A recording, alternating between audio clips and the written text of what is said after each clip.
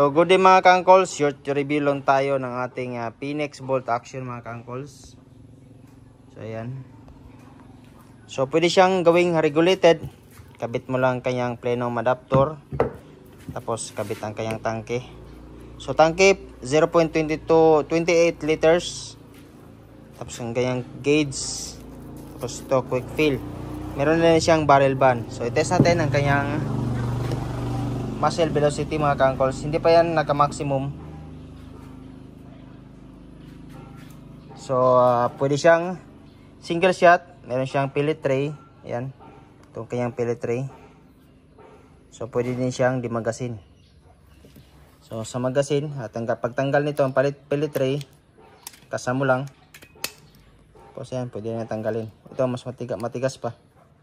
Bagong bago. Ano lang na ito, bawasan natin ng konti.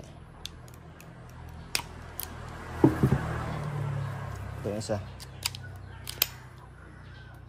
Ito. Yan lang pagtanggal. Tapos kabit mo ang kanyang magasin mga kangkols. Ganyan lang. Balik mo ang kanyang pellet tray.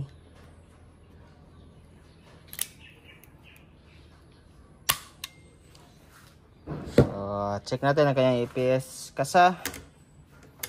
Ito pala nahila yan, meron siyang spring, may lock kasi yan. Para pagputok yung pellet pusher mo hindi siya atras, kaya may lock siya.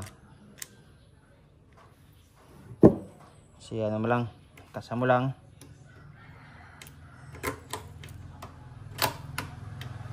Tapos lagay mo ang pellet.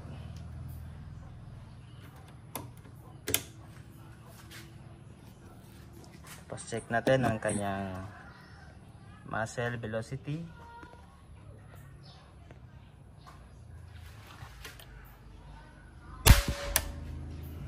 898, halos mag 900 fps mga kangkols.